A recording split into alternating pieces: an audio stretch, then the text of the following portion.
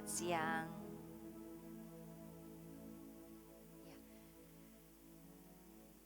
semakin saya pelajari, semakin saya berjalan dengan Tuhan, semakin saya terkagum. Ya, sebetulnya Allah seperti apa sih yang kita layani ini? Em, Hari ini PowerPoint-nya bisa dipasang ya. Hari ini saya mau angkat beberapa ayat saja tentang tembok perlindungan. Ya, em, saya pikir dulu ya bahwa yang namanya kita bangun tembok perlindungan adalah sesuatu yang statis. Ya tembok, kalau ada yang jahat datang, dia akan tetap berdiri dengan kokoh. Tapi ternyata yang disebut tembok perlindungan, Tuhan menjadi tembok kita, itu bukan sesuatu yang statis seperti tembok batu. Memang dia batu karang kita. Cuma kalau kita pelajari, batu karang yang di atasnya gereja Tuhan dibangun sekalipun, itu adalah Yesus sendiri.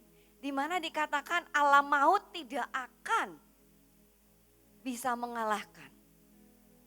Jadi kalau kita bilang Tuhan adalah tembok perlindungan kita, sebetulnya kita bukan sedang bicara kita bangun tembok bata demi bata. Tapi ternyata saya mau angkat beberapa ayat ya.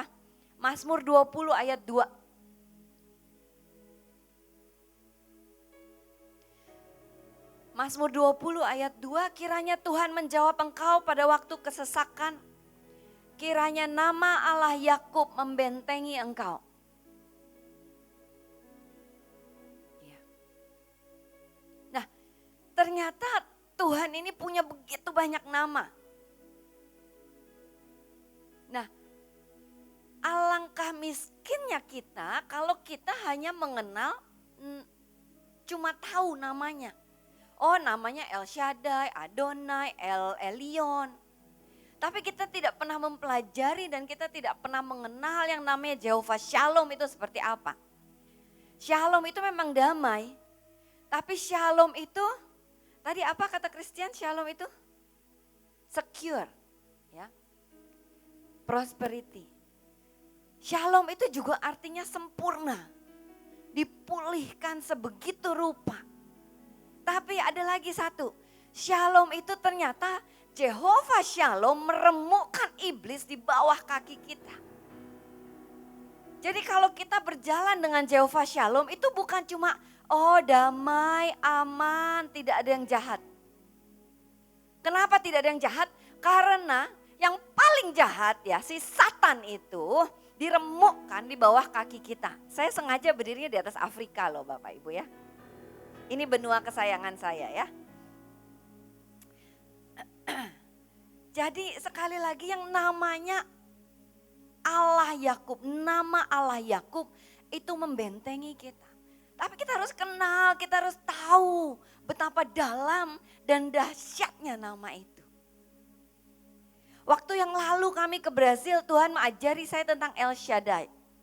El Shaddai itu ternyata artinya adalah memang dia yang menyusui, dia yang memberi makan, dia yang memuaskan seperti ibu menyusui anaknya. Tetapi nama itu juga mengandung arti kedahsyatan menghancurkan musuh. Ya, artinya adalah di satu sisi nama El Shaddai adalah dia yang dahsyat mendestroy, hancurkan musuh. No mercy untuk musuh. Itu El Shaddai. Jadi di satu sisi dia adalah Allah yang memberi kita makan, memuaskan kita.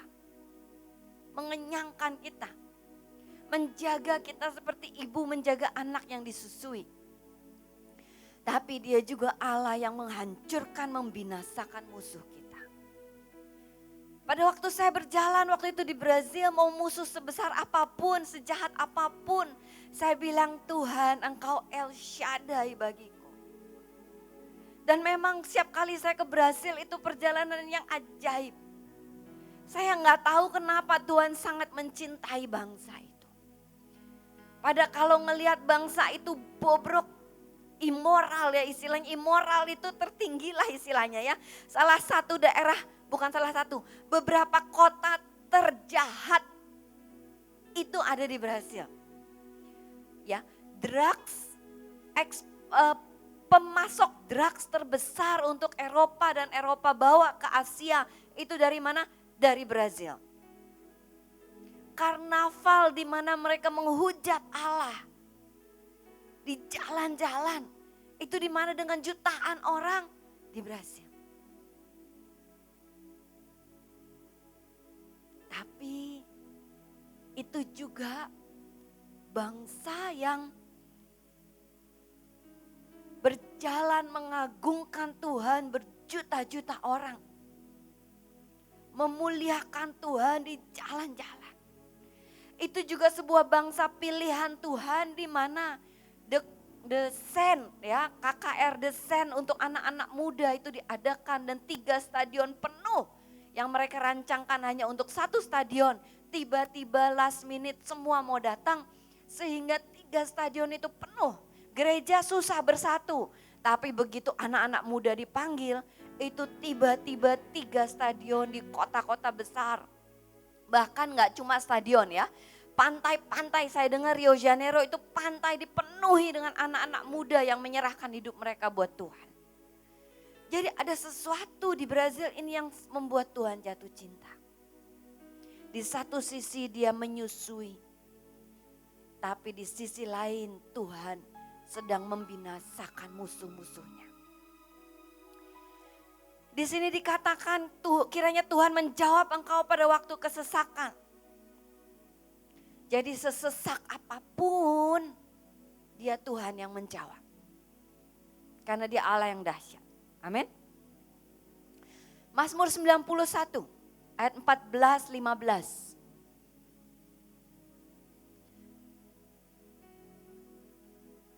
Sungguh hatinya melekat kepadaku, maka aku akan meluputkannya. Aku akan membentenginya sebab ia mengenal namaku. Perhatikan kembali, kita harus melekat di hatinya. Tapi juga mengenal namanya. Saya mau ajak Bapak Ibu coba gali, pelajari nama itu dahsyat.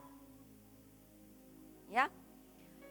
Bila ia berseru kepadaku, aku akan menjawab, kata Tuhan. Aku akan menyertai dia dalam kesesakan. Aku akan meluputkannya dan memuliakannya.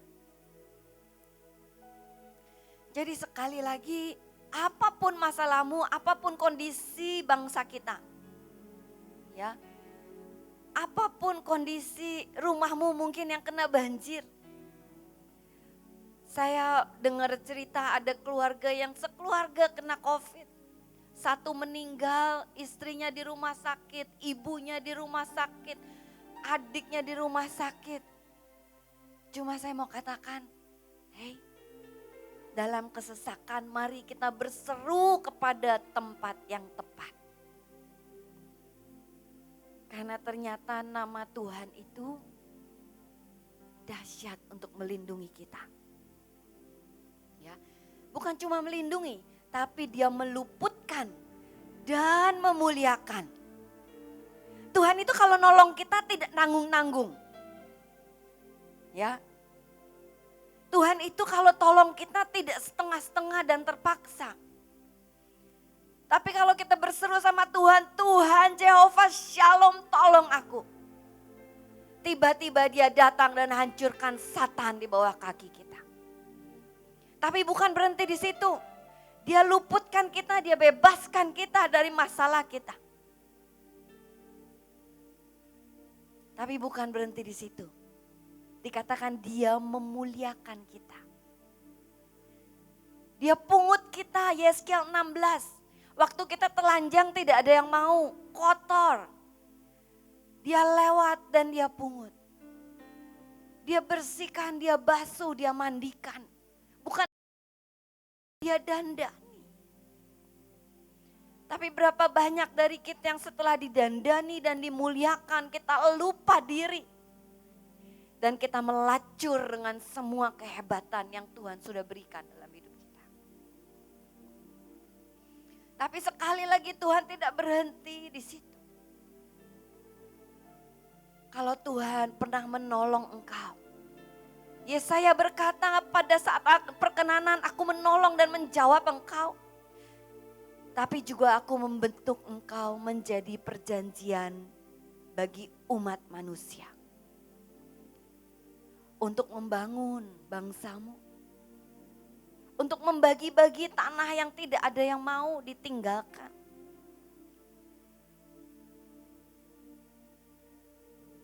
Jadi itulah Bapa. Pada saat kita berseru hanya untuk kesesakan kita. Tuhan tolong, tapi tiba-tiba Tuhan angkat kita. Dan Tuhan bilang, nak, bukan cuma kamu. Sekarang kamu jalan di kotamu. Dan kamu berkati kotamu. Kamu bebaskan orang-orang dari pelacuran. Kamu bebaskan orang-orang keluarga-keluarga dari kehancuran. Kamu bebaskan keluarga-keluarga dari kemiskinan. Tim kami ada yang ke Rwanda, kemarin terima kesaksian. Jadi rupanya Mika, saya kasih bocoran dulu sedikit. Ya, saya bangga banget dengan tim mereka ya. Rupanya Ibu Mika ini kesaksian bagaimana keluar dari kemiskinan dan mengalami terobosan ekonomi. Rupanya keluar ada satu ibu yang menyambar, ya. Lalu dia mulai melakukan yang dinasehati oleh Ibu Mika ini. Dan berapa hari yang lalu kami terima berita bahwa ibu ini sekarang sudah mengalami kelimpahan ya. Berkat mengalir katanya ya. Berkat keuangan loh, bukan berkat ucapan. Tapi dia mulai menikmati yang namanya ada uang masuk. Dia mulai mendapat penghasilan dan sebagainya. Ya, jadi mari. Kalau Tuhan sudah membebaskan kita, ada tugas besar yang Tuhan punya buat kita. Yaitu apa? Untuk kota kita, untuk bangsa kita. Bahkan Yesaya 49 berkata, kita menjadi perjanjian bagi umat manusia. Sebegitunya Tuhan memuliakan kita. Itu sebabnya kita boleh ke Brasil, kita boleh ke Argentina, boleh ke Kolombia, boleh kemana-mana, bahkan ke US. Ya, ke Alaska, ke Kanada. Untuk apa? Untuk membebaskan mereka. Bukankah itu sebuah kehormatan? Saya nggak cerita-cerita ke teman-teman yang di luar. Tapi ada satu teman di Portugal yang begitu senang karena kami ke Brasil. Lalu dia cerita di grup-grup. Doakan Ibu Immanuela lagi di Brasil. Lalu teman saya dari Singapura bilang begini, Ella, kamu di Brasil? Mana bisa hari gini? Kok bisa? Ngapain kamu ke sana? Ya itulah Tuhan kita. Karena Tuhan sedang memuliakan kita. Amin. Yang tidak mungkin untuk orang lain, mungkin kok buat kita. Kenapa? Karena Tuhan yang sudah menolong kita. Karena Tuhan yang mengajak kita berjalan dengan Dia dalam kedahsyatan dan keperkasaannya. Amin. Sehingga yang tidak mungkin menjadi mungkin. Ya. Teman saya di Sao Paulo di Brasil juga bilang, waktu saya bilang, saya datang ya. Januari. Maksudnya Januari tahun ini atau tahun depan? Tahun inilah, tahun depan kelamaan. Ya. Dia bilang, oh Tuhan, beneran, serius. Tiba-tiba kami sudah sampai di Brasil.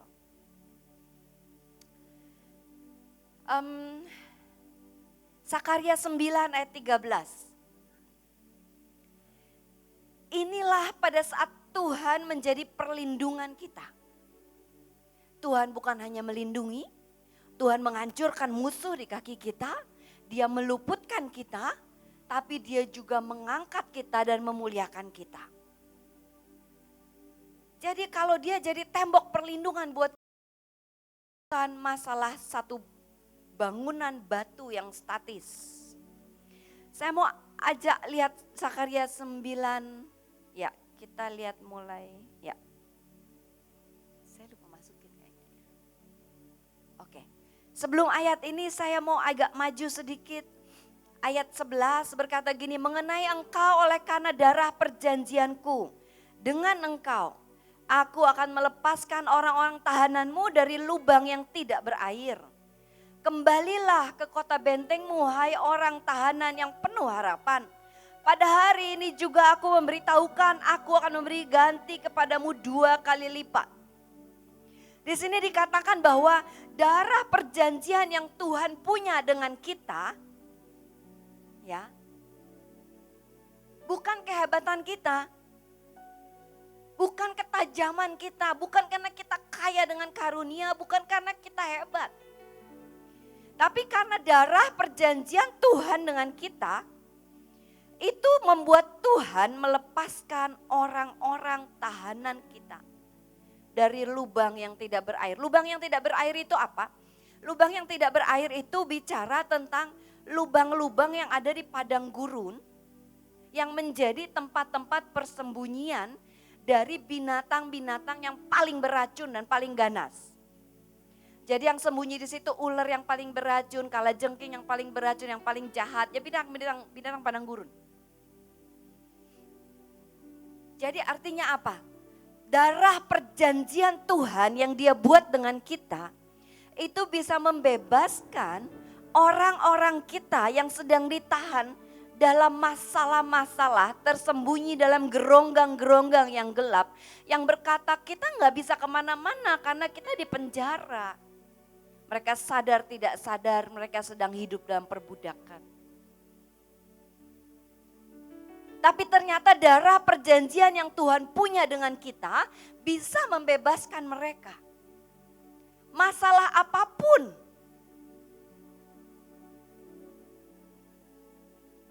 Ya, bisa mereka dibebaskan? Bisa.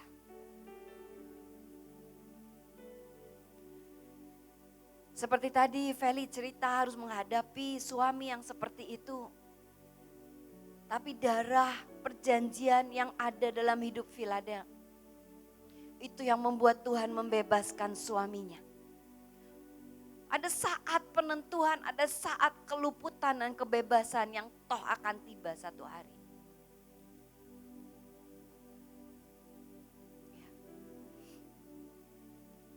Di sini dikatakan lanjut, pada saat Tuhan melepaskan, membebaskan orang-orang tahanan kita, Tuhan itu berkata kepada orang-orang tahanan ini, ternyata mereka menjadi orang-orang tahanan yang penuh harapan. Mereka bukan hanya dibebaskan dari narkoba, mereka bukan hanya dibebaskan dari perceraian, mereka bukan hanya dibebaskan dari perbudakan, dari kemiskinan. Tapi ternyata mereka menjadi orang tahanan yang penuh harapan. Ya. Kenapa? Karena menemukan pengharapan itu di dalam Tuhan. Yang punya masa depan tiba-tiba. Dan semua yang iblis pernah ambil, semua yang iblis pernah curi, itu dikembalikan 2 kali lipat. Saya mau tambahkan sedikit. Saat kita mengadakan pelayanan pendamaian, kita bukan hanya untuk membatalkan. Seringkali kita orang Kristen ini hanya berhenti dalam membatalkan perjanjian dengan kuasa gelap dalam hidup kita. Tapi Alkitab mengajarkan sebetulnya, mari kita minta balik apa yang selama ini iblis sudah curi dalam hidup kita. Kalau dalam ayat ini dikatakan Tuhan akan mengembalikan 2 kali lipat. Ya. Tapi kalau Amsal berkata saat iblis mencuri, pencuri itu kedapatan mencuri, si pencuri inilah harus bayar ke kita 7 kali lipat. Ya. Satu hari saya lagi doa keliling di Makassar di ujung Pandang, lalu saya baru terima handphone baru dari Pak Luki, baru belikan buat saya. Tapi saya taruh di jok mobil, tapi karena buru-buru lagi doling, itu kelempar sehingga terselip di antara pintu dan mobil. Jadi alhasil HP saya yang baru itu seminggu ya terjepit di antara pintu dan mobil, dan saya terima itu sudah retak sepertiga dan gepeng. Apa tuh gepeng namanya ya? Apa gepeng ya? Kata yang sopannya. Tertindis ya, terapa itulah ya. Lalu saya bilang, saya cek sama Tuhan, Tuhan saya buat salah apa ya? Saya minta ampun, saya bereskan, pokoknya saya bilang Tuhan tutup. Ampuni aku dengan semua kelalaian. Karena bukan disimpan di tas baik-baik ya, taruh di jok ya, lalai. Lalu saya bilang, iblis, lu udah nyuri ya dari gua ya. Waktu itu HP-nya harga 3 juta. Lalu saya bilang, iblis lu ganti, ini baru HP. Ganti 7 kali lipat, jadi pokoknya saya minta 21 juta masuk ke rekening saya. Gak mau tahu, masuk dalam nama Tuhan Yesus, karena ada tertulis. Pencuri kalau kedapatan harus membayar 7 kali lipat dan bahkan mengosongkan isi rumahnya. Bayar. Bapak Ibu tahu, adik-adik, ya, berapa hari setelah saya pulang, itu tiba-tiba sampai sekarang saya tidak tahu siapa yang transfer uang itu.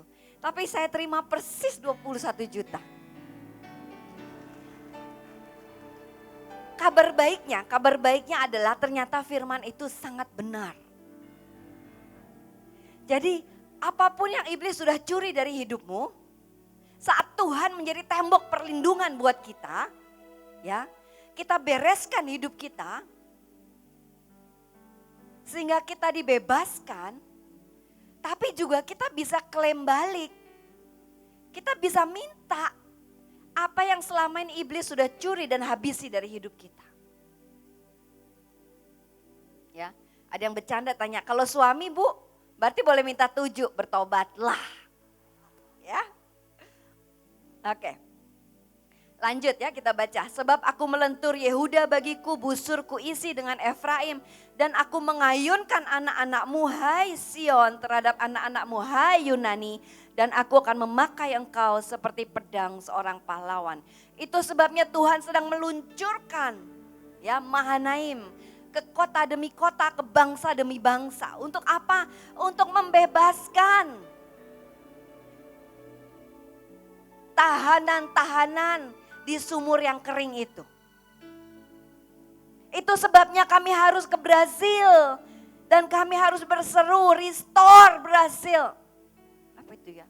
Bahasa Indonesia, keluarlah Brasil. Keluar dari mana? Dari kurungan, dari tahanan, dari belenggu perbudakan, dari kedagingan. Karena karnaval itu artinya meninggikan daging. Di sana itu ya, daging paling murah, ini fisik ya. Daging sapi yang paling murah itu sudah mendekati Wagyunya Indonesia. Murah banget di sana. Tapi iblis dorong lagi sehingga apa?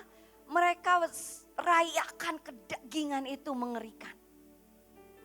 Mereka kalau rayakan karnival ya, mereka bisa melakukan benar-benar immoral yang enggak agak vulgar sedikit ya. Mereka bisa melakukan seks di jalan. Bukan cuma di jalan, di mobil itu kalau karnival ya. Di atas mobil itu mereka bisa melakukan. Sesama jenis, lain jenis, apapun. Benar-benar mereka merayakan kedagingan. Tapi hari-hari ini Tuhan sedang meluncurkan anak-anak panahnya. Sekarang lagi meluncur ke India. Ya, kita mau dukung teman-teman kita di India. Kenapa mereka harus dibebaskan dari setiap belenggu semua para dewa dan dewi yang ada berapa juta nggak tahu. Itu sebabnya Allah sedang memakai kita seperti pedang seorang pahlawan. Itu sebabnya pada waktu kami di Brasil, kami berdiri di atas sungai yang katanya ini si Lilith itu bermukim di sungai itu dan merajalela jadi ratu sungai. Tapi hari itu Pak Luki angkat pedang dan memotong semua perjanjian yang lama. Itu sebabnya Tuhan meluncurkan kita ke kota demi kota, ke bangsa demi bangsa. Kenapa? Karena ada darah perjanjian Tuhan atas hidup kita yang harus membebaskan mereka. Harus membebaskan bukan hanya bangsa Indonesia, tapi bangsa demi bangsa.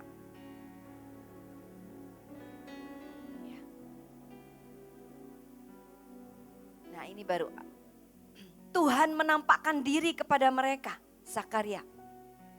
9 ayat 14. Dan anak panahnya akan melayang keluar seperti kilat. Dan Tuhan Allah akan meniup sangkakala dan akan berjalan maju dalam angin badai dari selatan. Kalau dilihat sini, selain Tuhan meluncurkan kita, memakai kita sebagai pedang, tapi Tuhan juga berjalan sendiri bersama dengan kita. Tuhan yang meniup sangkakala. Tuhan yang berjalan maju dalam angin badai. Artinya Tuhan berjalan maju dengan pasukan malaikatnya. Itu sebabnya saya gak pernah takut kalau saya jalan sendiri ke Afrika. Ya ada namanya DR Kongo ya, Demokratik Republik Kongo. Visanya aja sudah 8 juta, hanya visa. Jadi saya mau ngajak orang susah. Belum tiket, belum yang lain. Jadi seringkali saya kalau harus ngajar ke situ saya akan pergi sendiri. Sedangkan daerah yang saya pergi itu garis di mana ada 50-70 kelompok pemberontak. Selain itu adalah pusat Ebola.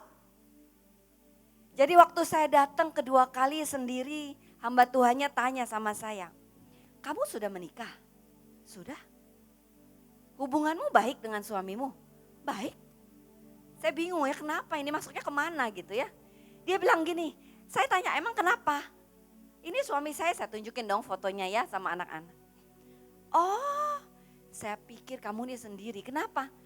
"Suami mana kasih izin kamu ini jalan sendiri ke daerah seperti kami ini?" Saya bilang, "Oh, suami saya sangat mengerti panggilan saya.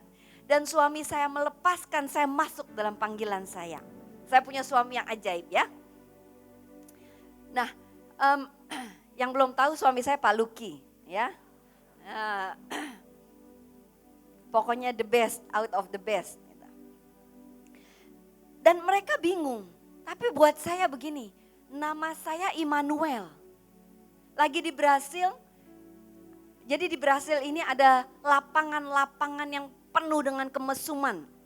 Ya, saya pikir saya doling ke situ karena saya udah ditinggal yang lain pada ke kota lain. Saya di situ untuk bangun pasukan. Tapi ada satu titik yang kami belum kerjakan, jadi saya jalan ke situ sendiri. Itu lapangan isinya LGBTQ, ya lengkap, ya kriminal ada di situ, drugs ada di situ, lengkap pokoknya itu taman. Saya minta di drop sama pendeta satu, kontak kami di situ. Terus dia bilang, "Kamu mau ke situ?" "Iya." "Sama siapa?" "Ya sendirilah dengan Bapa Putra Roh Kudus," saya bilang gitu. Lalu saya berdoa di situ segala macam, selesai berdoa, saya pulang sampai hotel saya kasih kabar dong ya. "Pastor, saya sudah sampai hotel dengan baik dan aman." "Saya tuh sebetulnya khawatir loh," dia bilang begitu. Saya bilang, "Kamu harus tahu nama saya ini Immanuel. Tuhan Allah sendiri yang berjalan dengan saya. Jadi jangan pernah khawatir tentang hidup saya." Dan saya aja gak khawatir. Ya, jadi saat kita mengenal nama Tuhan kita, Dia itu tembok perlindungan yang dahsyat buat kita. Oke, lanjut ayat ini berkata begini, Tuhan semesta alam akan melindungi mereka. Lihat ya, dahsyatnya kalau Tuhan itu melindungi kita. Dan mereka akan menghabisi dan menginjak-injak pengumban-pengumban. Wow, kalau Tuhan melindungi kita, kita tidak hanya dalam ketakutan dan Tuhan tembokin. Tapi kita akan menginjak-injak musuh kita. Kita akan menghabisi pengumban-pengumban. Artinya apa? Mereka mau melemparkan batu ke kita. Semua serangan senjata yang ditempa melawan kita tidak akan berhasil. Karena itu yang menjadi bagian hamba-hamba Tuhan. So pastikan engkau adalah hamba Tuhan dan bukan hamba setan. Itu aja kuncinya. Kalau kita sedang ke bangsa-bangsa, kita sedang ke provinsi tempat yang sulit. Pastikan engkau pergi karena nama Tuhan. Sehingga Dia yang berjalan di depanmu. Dia yang membuka jalan. Dan dia yang menyelesaikan semuanya bagi kita. Bahkan menghancurkan setan di bawah kaki kita. Amin. Itulah Tuhan kita, perlindungan kita. Ya. Jadi bukan tembok ya. Tapi kalau dia itu perlindungan buat kita, wow, dahsyat. Lanjut, halaman berikutnya. Mereka akan minum darah seperti minum anggur dan menjadi penuh seperti bokor penyiraman, seperti penjuru-penjuru mezbah. Saya baca ini agak sadis ya. Kita nih loh ya, kita yang dilindungi oleh Tuhan, kita akan minum darah seperti minum anggur, menjadi penuh seperti bokor penyiraman, seperti penjuru-penjuru mezbah. Artinya apa? Kita akan berpesta dari kemenangan kepada kemenangan atas musuh-musuh kita. Kan saya jarang sekali berdua dengan Pak Luki. Kami ini kalau pergi misah, dia ke Amerika, saya ke Eropa. Dia kemana, saya kemana gitu ya. Cuma terakhir-terakhir ini Tuhan beri kesempatan kami berjalan bersama. Dan dia belum mengenal istrinya rupanya kalau sudah perang. Ya, jadi satu hari kami lagi perang. Saya bilang begini, saya baca ayat begini. Diremukkan tempurung kepala orang yang terus hidup dalam kesalahannya. So dalam nama Tuhan Yesus, global elit engkau yang terus memilih untuk hidup dalam kesalahan-kesalahanmu. Menentang Tuhan dalam pemberontakan. Diremukkan sekarang ini juga tempurung kepalamu. Pak Luki terdiam. Lalu dia ketawa. Hahaha. Saya bilang, kok ketawa bukannya amin sih? Orang lagi hot menghabisi musuh. Dia bilang, sadis banget kamu ya kalau perang. Dah ada tertulis di firman Tuhan ya, bukan perkataan saya itu. Saya hanya sepakat dengan Tuhan. Karena yang Cirip kasih, Ciling, adalah apa? Menjatuhkan hukuman tertulis atas musuh-musuh kita. Itu yang saya lakukan. Ya, ada lagi ayat. Pak Luki pokoknya sering ketawain saya kalau lagi perang. Ya, ada lagi satu ayat bilang begini. Diberkatilah engkau yang meremukkan anak-anaknya di bukit batu. Anak setan lah pasti ya, bukan anak manusia yang saya remukin. Jadi kalau saya lagi perang nih ya, lawan Lilith, lawan apalah, Beelzebul apalah. Tiba-tiba Tuhan kasih ayat itu, saya baca. Sedang saya berbahagia karena saya boleh meremukkan kepala anakmu kepada bukit batu itu, yaitu Yesus Kristus Tuhan. Sekarang juga diremukkan. Sampai ayat lain bilang begini, sampai anak cucu, anak cicitmu diremukkan, dihabisi dan dibunuh oleh Tuhan. Pak Luki itu ketawa kalau saya lagi baca ayat itu. Sadis sekali kamu ya kalau perang. Gak apa-apa. Pokoknya saya menjatuhkan hukuman yang tertulis atas musuh-musuh kita. Amin. Nah ayat ini kalau bahasa Inggris bilang begini. Cita sebegitu rupa. Seperti orang mabuk dengan anggur. Artinya apa? Kita akan bersuka dengan semua kemenangan kita. Kenapa saya ini suka banget. Ibuin pernah bilang, Ella kenapa kalau kamu pulang perang lebih berkilau daripada kalau kamu udah kelamaan di sini. Kenapa? Karena kalau saya jalan berperang, saya itu melihat Tuhan dari sebuah dimensi yang berbeda.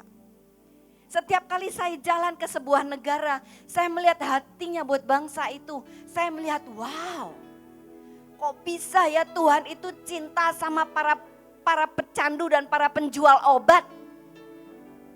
Ajari saya. Kok bisa Tuhan cinta sama pelacur? Ajari saya. Kok bisa Tuhan cinta sama pembunuh di Rwanda? Ajari saya. Setiap kali saya berjalan, saya mengenal Tuhan berbeda. Saya mengalami Tuhan berjalan sama Afrika. Karena kemanapun saya berjalan di Afrika, saya melihat Tuhan tersenyum dan berkata terima kasih.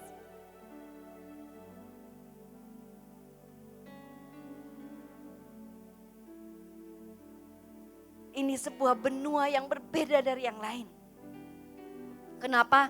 Karena iblis dengan sangat giat membunuh, membinasakan di benua ini. Itu sebabnya Tuhan mencari orang-orang yang benar-benar mencintai. Orang-orang yang benar-benar mau berdiri di hadapan Tuhan dan berkata, Tuhan berikan benua ini.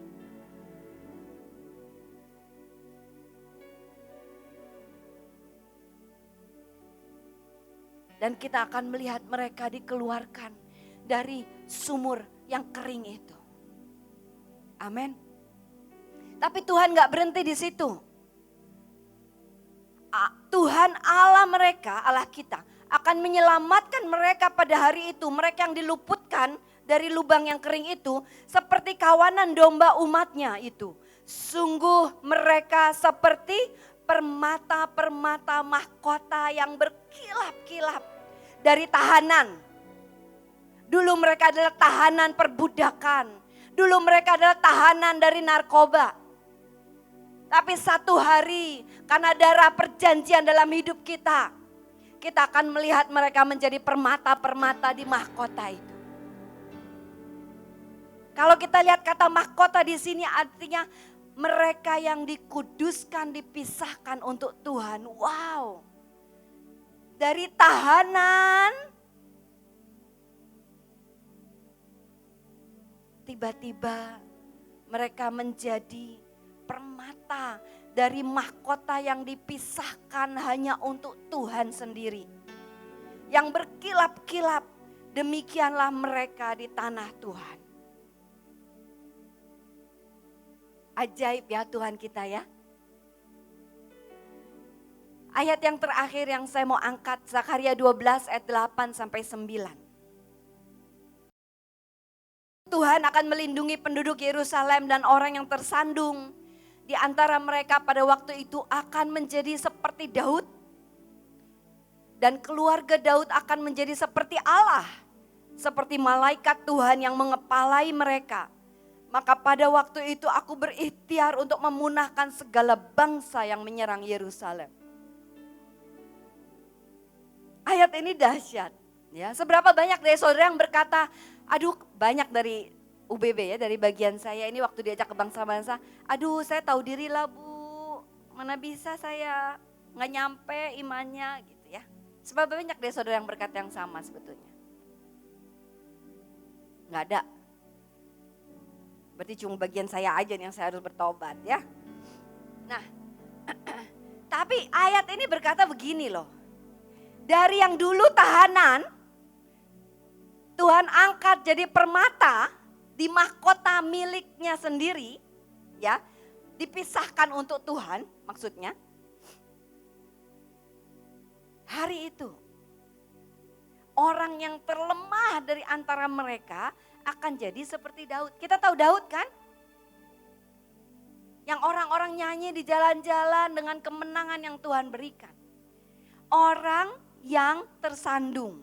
Kalau bahasa Inggris, feeble. Yang paling feeble, yang paling lemah, yang paling tidak berdaya. Yang paling gak bisa apa-apa, mungkin yang paling bikin repot. Tapi Alkitab bilang yang paling lemah sekalipun, yang paling kecil sekalipun akan menjadi seperti Daud. Yang akan memimpin pasukan demi pasukan. Masuk dalam kemenangan demi kemenangan, mengambil kota demi kota, bangsa demi bangsa. Untuk siapa? Untuk kemuliaan Tuhan. Jadi jangan pernah merasa dirimu paling lemah. Kalau paling lemah ya puji Tuhan tahu diri. Cepat-cepat datang ke Tuhan dan nempel sama di Almighty God yang Allah yang maha kuasa itu. Maka tiba-tiba kita diangkat dan ditempel jadi permata-permata mahkota. Ya. Tiba-tiba engkau yang paling lemah, tadi yang aku kan cuma satu. Tiba-tiba Ibu Vera jadi kepala pasukan. Ya, yang membawa mereka ngambil kemenangan, menjarah kekayaan dari bangsa-bangsa. Karena Daud kan terima kekayaan dari bangsa-bangsa kan ya. Buat bangun istananya tuh. Walaupun Salomo yang bangun. Tiba-tiba rekeningnya gak pernah kering. Tiba-tiba miliaran masuk. Untuk kerajaan Tuhan ya. Bukan buat sendiri loh ya. Ya. Jadi sekali lagi jangan anggap dirimu terlalu kecil. Karena yang paling kecil, yang paling lemah sekalipun kau akan menjadi seperti Daud. Keluarga Daud ya, berarti kita kan ya, tadi yang merasa paling lemah kan Bu Vera ya, saya ambil contoh ya. Berarti kita keluarga kan ya, Obaja tuh ya. Tiba-tiba Obaja kita nih Mahanaim karena keluarganya Ibu Vera. Tiba-tiba kita menjadi seperti Allah. Waktu kita berjalan ya, berjalan di mana tuh? Di mana saya ambil punya saya ya, Maluku Utara. Ya, tiba-tiba semua orang melihat, wow. Dan begitu kita bilang, siap, laksanakan. Dari tanah yang kering, tiba-tiba bertumbuhan buah-buahan dan sayur mayur. Kenapa? Karena ada keluarga Daud, keluarganya Bu Vera yang sedang berjalan. Dan berkata, siap gerak. Tiba-tiba semua berkata, yes, sir. Kenapa? Karena ada Tuhan kita. Karena ada darah perjanjian Tuhan dalam hidup kita. Yang membuat orang-orang yang ditahan, dibebaskan, dan dimuliakan. Amin. Mari kita tundukkan kepala.